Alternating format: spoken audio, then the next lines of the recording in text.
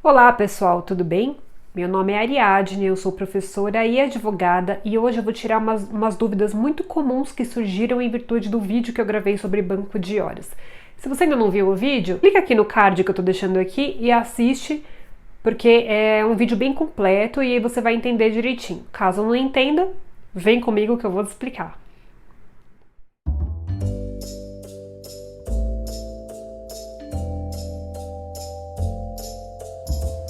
Bom, pessoal, antes de eu responder as dúvidas que ficaram por causa daquele vídeo, preciso fazer algumas ponderações aqui. A medida provisória 927, que foi aquela que instituiu, entre outras medidas, o banco de horas, ela começou a viger em 22 de março de 2020 e acabou em 19 de julho de 2020. A Constituição fala o seguinte: quando o presidente edita uma medida provisória, o Congresso tem 60 dias para convertê-la em lei, né? Inclusive se houver prorrogação. É 60 dias mais 60 dias, que é o prazo de vigência máximo de uma medida provisória. Caso essa medida provisória não seja convertida em lei, o Congresso precisa editar um decreto para regulamentar as relações jurídicas que nasceram lá na vigência da MP. O que acontece se o Congresso não editar esse decreto legislativo? Tudo aquilo que a medida provisória trouxe vai continuar sendo regido por ela. Mas isso significa que a pessoa vai ter direito adquirido ao que aconteceu durante a vigência? Não, gente. Direito adquirido é aquele direito que o seu titular tem ou alguém por ele possa exercer, como, por exemplo, aqueles cujo começo do exercício tem uma condição pré-fixada ou um termo pré-estabelecido inalterável. Não foi o caso da medida provisória, porque, como o próprio nome diz, a medida é provisória, não é definitiva, então o direito não pode ser adquirido, tá, gente? Então, quer dizer, tinha até um projeto de lei de conversão dessa medida provisória, mas esse projeto de lei não foi aprovado e também ainda não houve a edição desse decreto legislativo, porém o Congresso tem até dia 30 de setembro deste ano para fazer esse decreto. Caso o Congresso resolva não fazer mesmo, o que vai acontecer? As relações que estavam dispostas pela medida provisória vão se conservar por ela regidas. Mas e depois? Como é que fica, já que eu não tenho direito adquirido? Nesse caso, o que acontece? A legislação anterior, como a CLT e as outras legislações que foram suspensas em virtude da edição da medida provisória, vão voltar à vigência. Então, quando a medida provisória perde a eficácia, volta a viger a legislação anterior a ela. Como assim?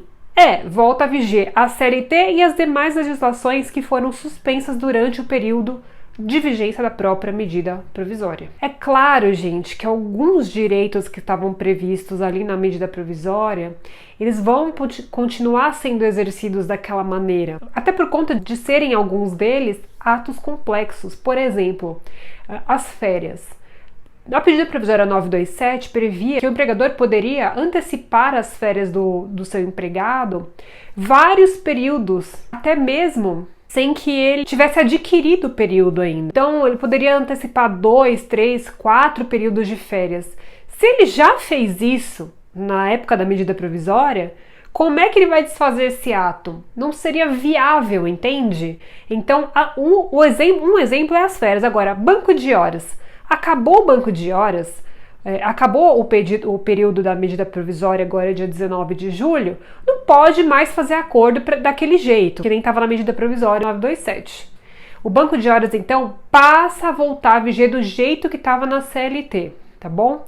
Nesse vídeo anterior que eu gravei sobre o banco de horas, eu explico também um pouco de como ele funciona dentro da CLT. Se você ficou com dúvida, corre lá no vídeo e dá uma olhadinha, tá bom? Agora, gente, seria interessante eu responder algumas perguntas que vocês me deixaram lá no vídeo. Vamos lá para a primeira? Me perguntaram, né? Eu sou obrigado a assinar o acordo individual? Porque, não sei se vocês se lembram, na medida provisória 927, tinha um regulamento lá, um artigo que falava que o acordo poderia ser feito de forma individual entre empregado e empregador. Aliás, esse foi um assunto que gerou muita polêmica no meio do direito do trabalho, né? No meio dos estudiosos do direito do trabalho. Porque o acordo individual entre empregado e empregador é muito arriscado, é muito perigoso, justamente por causa do poder que o empregador tem sobre o seu empregado, que é a parte hipossuficiente, né? Ele não tem tanto poder de negociação quanto o próprio empregador. Até por isso que existem os sindicatos que fazem esse trabalho pelo trabalhador, pelo empregado. Aí me perguntaram, mas será que eu sou obrigado a assinar esse acordo? Pessoal, vamos lá. Acordo é uma combinação de vontades, né? Se não há uma combinação de vontades, se eu não tô afim de assinar um acordo, porque eu acho que ele vai ser prejudicial para mim, simplesmente não vou assinar esse acordo. Ninguém pode me obrigar. Mas se o empregado resolve não assinar esse acordo, o empregador pode muito bem demiti-lo. A lei não veda isso. Até porque a medida 927, gente, como eu disse no outro vídeo, ela veio para que o empregador tivesse a opção de, ao invés de demitir o seu funcionário, aplicar outras medidas, como, por exemplo, a instituição de banco de horas diferenciado, lá da 927, antecipação de férias, férias coletivas, antecipação de feriados, teletrabalho, entre outras que estão previstas lá nessa medida. Mas se você não quer assinar, como eu disse, não tem problema nenhum, você corre o risco de ser mandado embora em virtude dessas circunstâncias, tá? A empresa é obrigada a pagar horas extras após um ano? Sim. A CLT determina que se as horas extras do banco de horas previstas no acordo ou convenção coletiva não forem compensadas em até um ano, o empregador deverá pagar essas horas extras sob pena de enriquecimento ilícito, porque ele, afinal de contas, ele se beneficiou das horas extras que o empregado fez e não as pagou, não as quitou. Beleza? Doutora, eu fiz um acordo individual com meu empregador e depois ele me mandou embora. Como é que eu fico? Você fica bem. Por que acontece? Porque essa medida provisória ela foi criada para que os empregadores conseguissem manter os empregos dos seus funcionários e a renda também, ao invés de demiti-los por causa da crise. Então, se o empregado firmou um acordo com o empregador e ele, no meio do acordo, foi lá e demitiu esse empregado, aí ele vai ter que pagar as verbas rescisórias normalmente para o empregado, tá bom? Perguntaram pra mim, falando sério aqui, fizeram uma pergunta sobre uma outra MP que eu acho que vale a pena colocar aqui porque não vai atrapalhar tanto o nosso assunto. A pergunta foi a seguinte: se eu tô em redução de jornada e de salário, eu sou obrigada a fazer horas extras? Essa pergunta é muito comum. E, gente, eu vou ser enfática aqui. Não, você não pode fazer horas extras se você está com sua jornada reduzida e ganhando menos, justamente por causa disso. Se isso acontecer e o seu empregador estiver forçando o funcionário a fazer horas extras, esse acordo vai ser descaracterizado, porque o Instituto de Banco de Horas, que comporta as horas extras, é incompatível com a redução de jornadas e de salários, beleza? Será que cabe banco de horas para serviços essenciais? Sim, cabe banco de horas para serviços essenciais.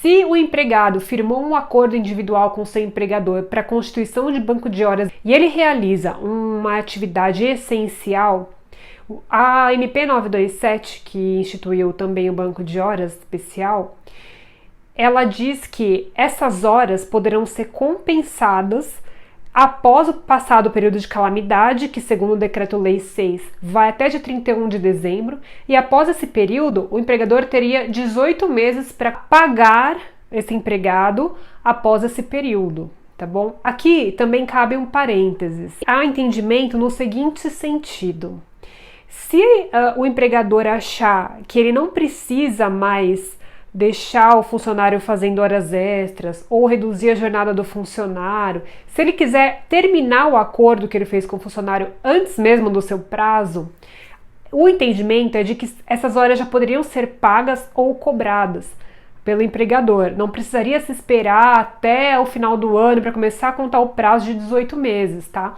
Essa interpretação também é possível, beleza? Outra pergunta muito comum, mas com relação a outra MP, a 936, que instituiu aquele regime de suspensão e redução de jornada e redução de salários, é a seguinte: se eu estou em suspensão de contrato, meu contrato está suspenso, e o empregador quer descontar do meu banco de horas as horas que eu tinha antes de começar a suspensão do contrato, será que isso é possível? Vamos lá, pessoal, se você está em suspensão de contrato, você não está nem recebendo o salário e não está nem prestando o serviço. É como se fosse como se o contrato tivesse congelado, nada acontece ali. Obviamente que nesse caso também não vai poder ter desconto em salário, porque você não está recebendo um salário, tá? Uma coisa importante que é legal frisar é que assim, se você tinha horas acumuladas no banco de horas antes de começar tudo isso, antes de assinar um acordo com o seu empregador, ele pode descontar esse banco de horas, essas horas que você tinha, dependendo do que está disposto no acordo ou na convenção coletiva. Então eu sempre falo para as pessoas, sempre falo para os meus clientes, deem uma olhada no que está escrito nesse acordo, nessa convenção coletiva anterior ao período da pandemia, porque ele está válido, tá bom? Não é que ele foi cancelado porque aconteceu a pandemia, aquilo ali ainda está válido. Antes de vocês questionarem alguma coisa, vai no acordo, vai na convenção coletiva e vê o que ele dispõe com relação a isso. É muito provável que a sua empresa tenha alguma disposição, alguma cláusula que fale sobre o banco de horas nesse sentido. Tá bom? E em caso de demissão, hein? Será que a empresa pode descontar as horas extras? Gente, não tem absolutamente nenhuma previsão na CLT em relação a esse tipo de desconto. Se não tiver alguma coisa no seu acordo, na sua convenção coletiva, tem entendimentos no sentido de que o empregador poderia, e veja, aqui é uma interpretação, tá? Aqui é uma mera interpretação.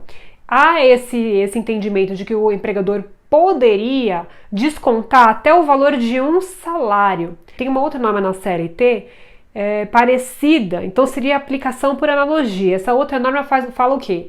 Se tiver previsão em contrato do funcionário que comete, por exemplo, um ato para prejudicar a empresa de forma dolosa, ele vai poder ter descontado no seu salário até uma indenização para o empregador, digamos assim, do valor de até um salário dele, mais que isso não. Então, se a gente for aplicar isso de forma análoga, essas horas poderiam ser descontadas da rescisão até o valor de um salário, mas isso é uma mera interpretação, tô falando de novo aqui, tá bom? Vai depender da cabeça de cada juiz, que cada juiz vai decidir. E por último, gente, será que a empresa pode descontar as horas do banco de horas nos sábados e nos domingos? Aqui a resposta é depende. Mas depende do quê? Depende do que dispuser o seu acordo ou a sua convenção coletiva. Normalmente, todas as regras sobre banco de horas, compensação de jornada, estão dispostas no acordo ou na convenção coletiva entre a empresa e o sindicato ou entre os sindicatos. Sindicato patronal, sindicato dos empregados profissional. Tá bom, gente? Espero que eu tenha respondido as principais dúvidas. Se ainda ficou algum questionamento, comenta aqui pra gente. Passa esse vídeo pra pessoa que tá com a mesma dúvida que você, pra poder ajudar também, beleza? E a gente tem os nossos contatos no Facebook, no Instagram. E fiquem à vontade para entrar em contato com a gente, tá bom? Por hoje é só. Vejo vocês no próximo vídeo. Até mais!